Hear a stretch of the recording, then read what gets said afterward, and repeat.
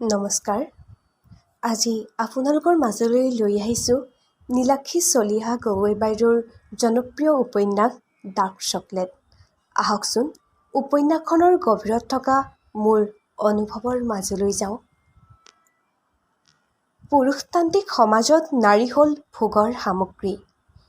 এই ধাৰণা, চিন্তা কিম্বা মানসিকতা সমাজত সিঁচৰতি হৈ আছে আৰু অনাদিকাললৈ থাকিব, যেতিয়ালৈকে সমাজত থাকিব লিংগ বিভাজনৰ দৰে এক মাৰাত্মক চিন্তাধাৰা।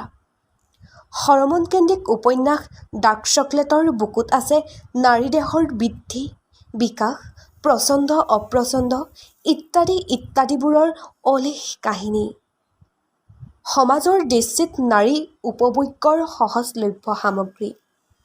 এগৰাকী নাৰীয়ে নিজৰ নাৰীত্বক সতীৰ আঁচলেৰে সজোৰে সাৱটি এটি সন্তান প্ৰসৱ কৰিলেহে যেন পূৰ্ণতা পায়। কি অযুক্তিকৰ ধাৰণা! য'ত লেখিকাই স্পষ্টকৈ দাঙি ধৰিছে, যৌন বাসনা সিদ্ধি আৰু মাতৃত্ব লাভেই কি নাৰীৰ পূৰ্ণতা লাভৰ শেষ কল্পলোক?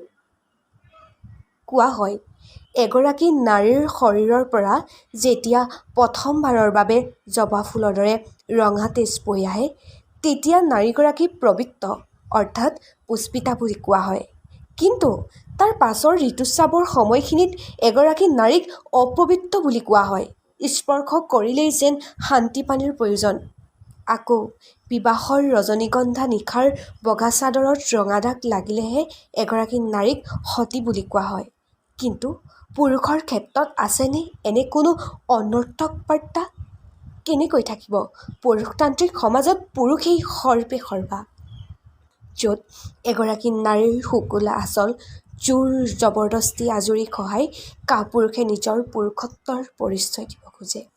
আচলতে এয়া শূন্য ৰাজপথত গৰজি উঠা নেগুৰহীন শিয়াল। পুষ্পিতা মাতৃত্ব লাভৰ অবিহনেও নাৰী নাৰী হৈ জীয়াই থাকিব পাৰে, যদিহে সমাজত জিতৰ দৰে পুৰুষৰ আবিৰ্ভাৱ হয়, যি পুৰুষে নাৰীৰ আত্মা আৰু মানসিক অৱস্থাৰ ওপৰত অতিৰিক্ত গুৰুত্ব দিয়ে, য'ত সমাজে কৰা কটু তথা ঠাট্টা মস্কৰাৰ পৰা হাত সাৰিবলৈ মধুৰ দৰে নাৰীয়ে অন্ততঃ অন্তৰ্বাসত সানিব লগা নহয় এবটল জবা ফুলৰ দৰে ৰঙা ৰং। লেখকে ল'ৰা আৰু কন্যা সন্তানৰ মাজত থকা পাৰ্থক্যক খুব সুন্দৰভাৱে তুলি ধৰিছে। পৃথিৱীত যিমান সংখ্যক নাৰী গৰ্ভৱতী হৈছে সোণালী সপোনেৰে, তাতোতকৈ বহু বেছি সংখ্যক নাৰীৰ ৰক্তপাত হৈছে অনাকাংক্ষিত ভ্ৰূণ হত্যাৰে। ময়ো আজিৰ পৰ্যন্ত শুনা নাই কোনোবাই ল'ৰা সন্তানৰ গৰ্ভপাত কৰিছে।